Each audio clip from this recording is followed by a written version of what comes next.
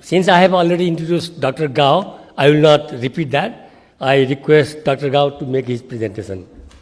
And you also have 20 minutes. I'm bad chairman. Thank you, Kanaji. Ratnaji, thank you. Good morning, Honorable former Prime Minister Janet Kanaji, sir, and all the distinguished guests. This is Dr. Gao Liang from Sichuan University, China. I am,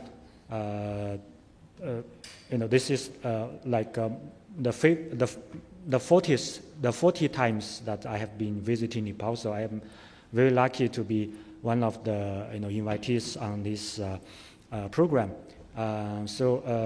From yesterday until today, many of the distinguished experts has briefed and elaborated from different angles of this MCC compact and its impact to Nepal. So me today, as a third-party observer on this development of this whole issue, I would like to share some of my observations from the third-party angle. So what I have been observing is that from the angle of the Chinese scholar who is closely following this issue since many years back, I will start my sharing with a very interesting story. So back in 2019, I was back then a visiting scholar at Issimut. So back then, I happened to publish one article on Kathmandu Post. So the editor gave the article a very dramatic title. The title was like, the Indo-Pacific strategy is not a good idea. So it was very, disputing.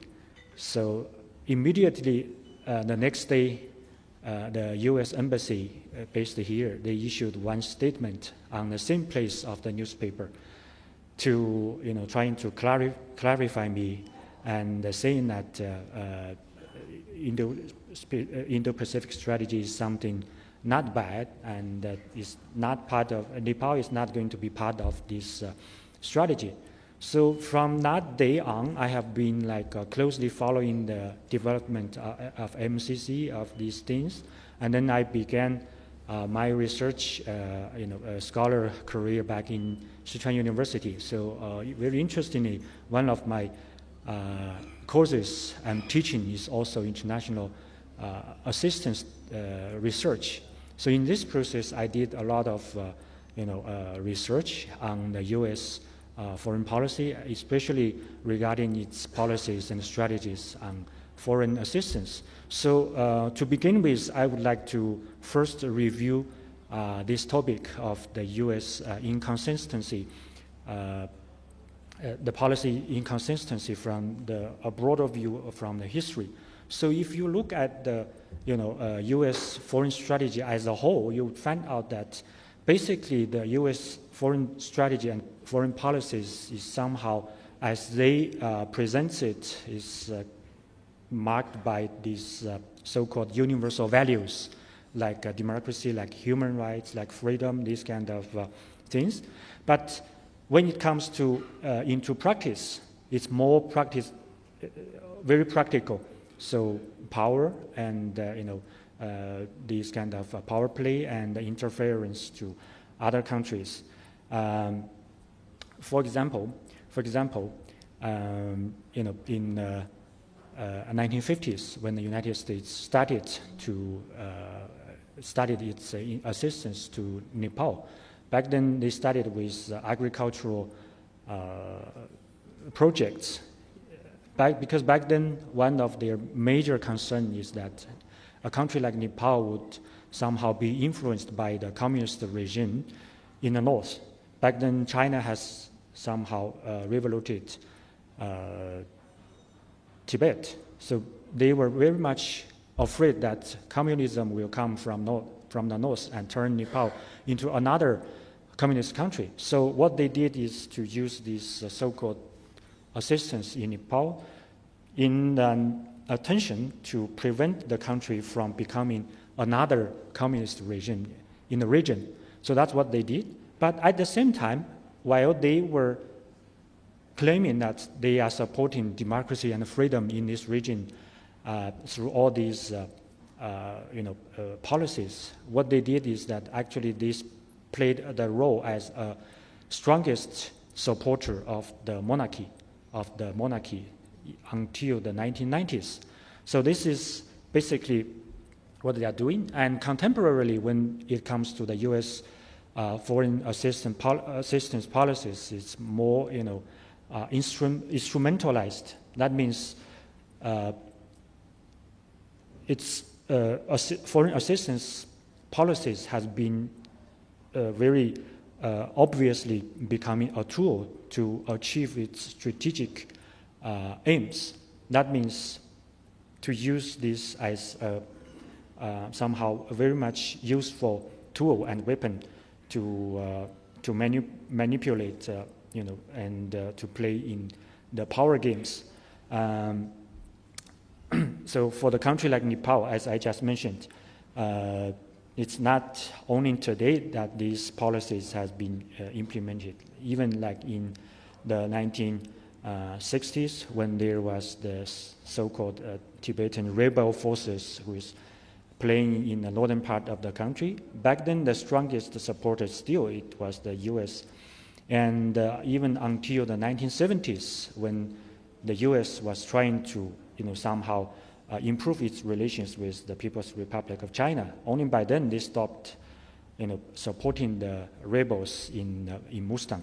And even after that, they didn't give up this kind of policy to support the Tibetan so-called Tibetan refugees in Nepal. So in this process, what they did is very clear that to use Nepal and to use assistance as a tool to achieve its strategic role of its power play, and its with China. So even recently, this MCC issue, the whole MCC issue, what we can observe is that from the very beginning to the discussions in the parliament until its implementation, it's a very vivid example of this policy inconsistency. See, if you, I think from yesterday, many experts had reviewed this, all these dramas, all these disputes in this process. And what I want to point out here today is that, when it comes to the implementation part, and even when you consider the discussion part, from the Nepali side, they put so much importance and so much efforts trying to get a consensus, even though at the end, when it was finally passed, there was not much consensus among the countries, especially among the different political forces. But somehow in the end it was passed. But when it comes to the implementation process, the US somehow suddenly stopped, suspended this program without consulting the Nepali side. So if you consider in the passing process of it, that means there's a lot of consensus, and Nepali side put a lot of importance on this. But when it comes to the implementation, when they want to stop it, they stop it like randomly without asking the consensus, the consent from the Nepali side. So this is something very somehow like they have been not giving any care of the sovereignty of the country.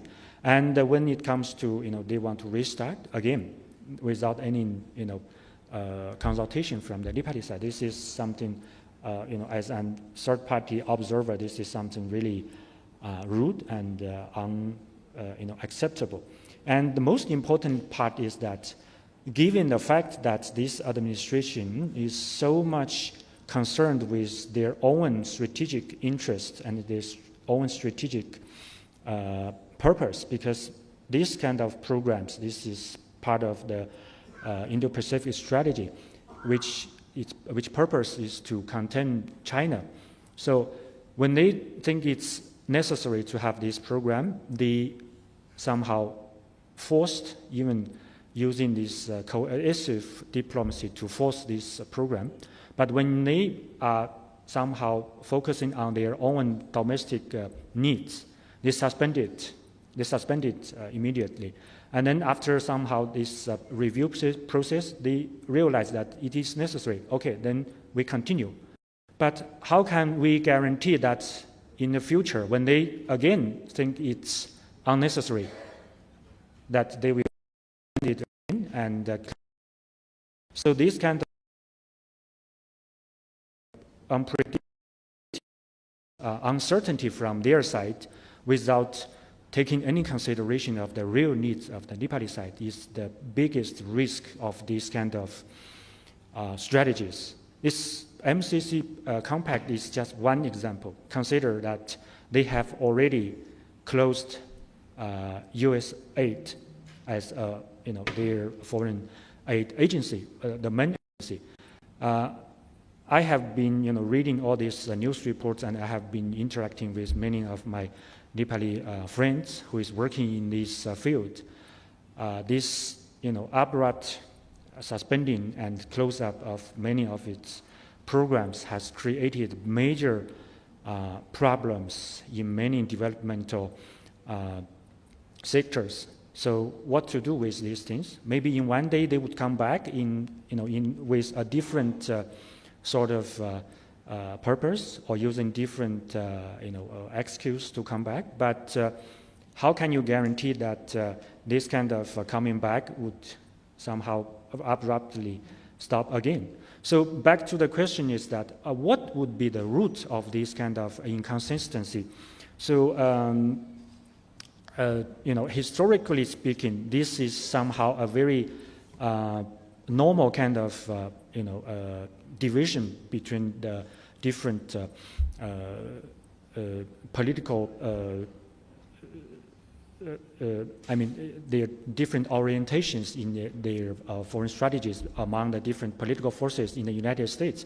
So if you look at the whole process of U.S. Foreign assistance strategies, you would find out that when it comes to the Democrats who is in the government, who is running a government, which means they are more liberal minded.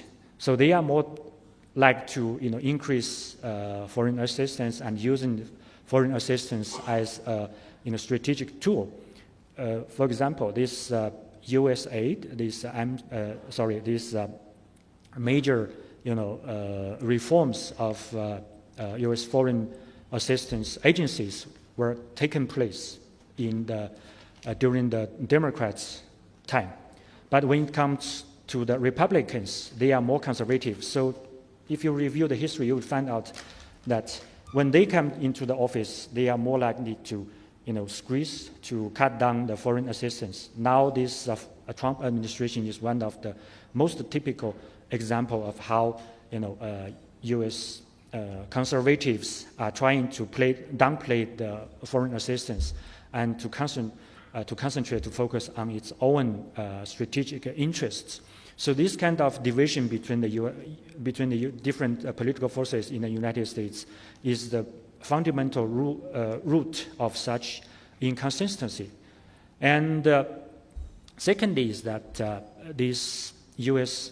The United States government, when they are designing their strategies and designing their foreign policies regarding Nepal, they somehow failed to understand the sensitivity and the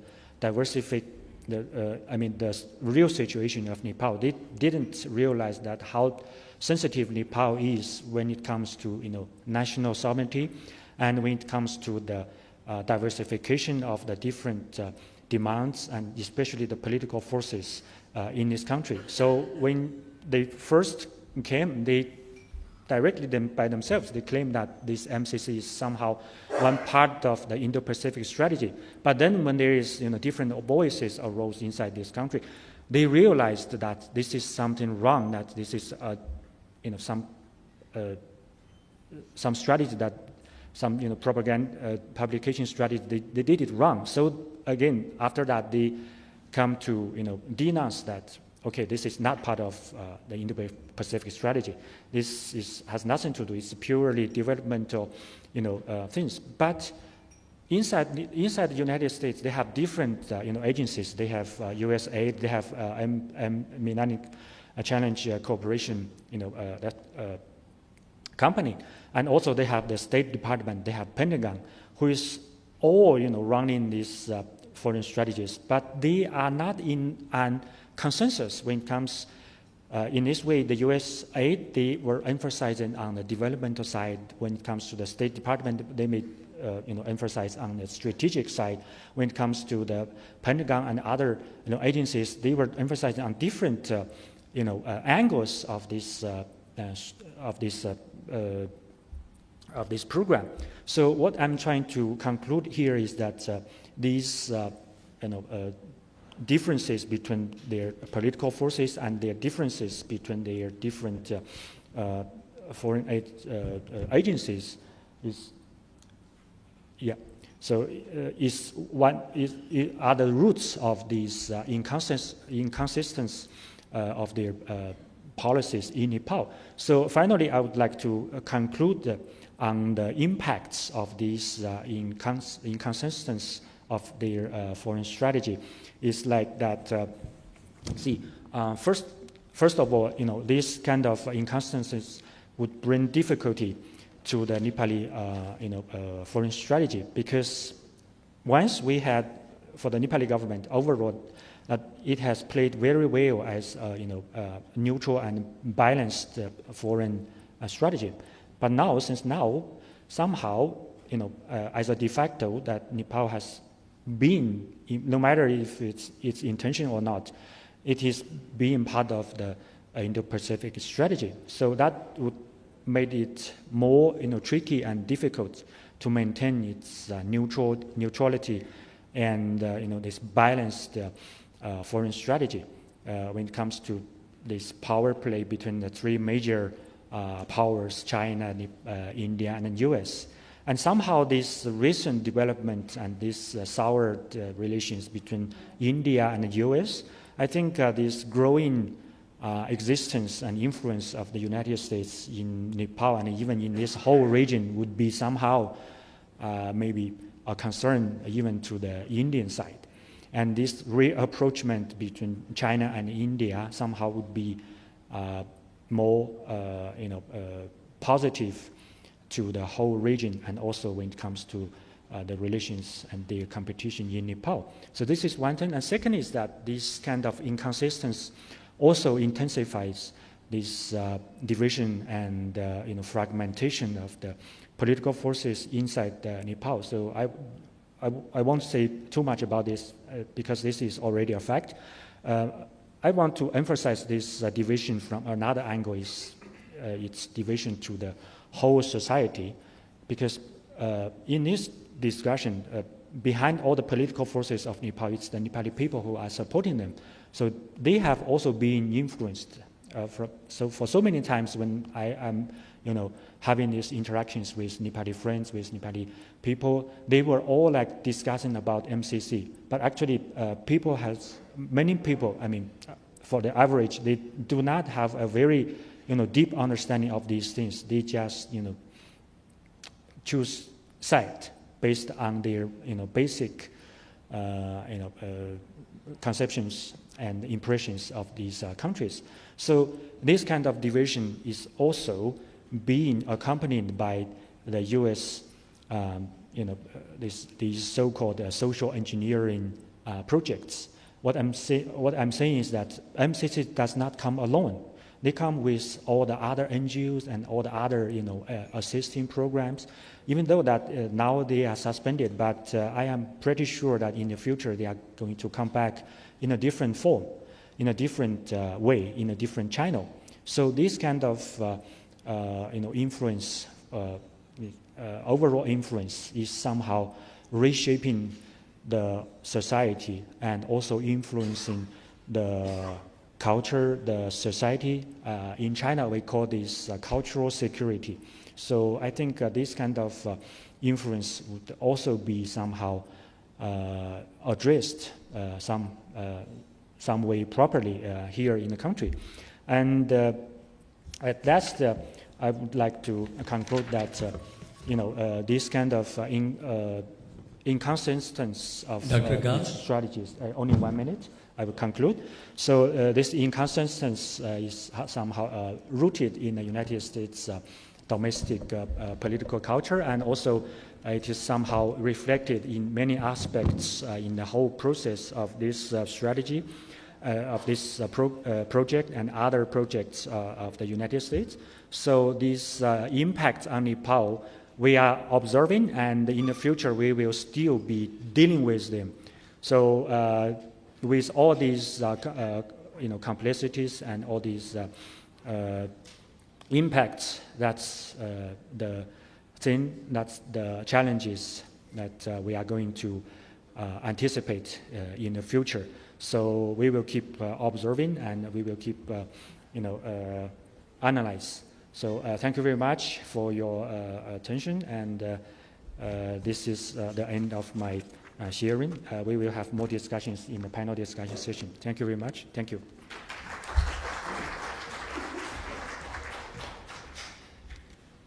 Thank you, Dr. Gao.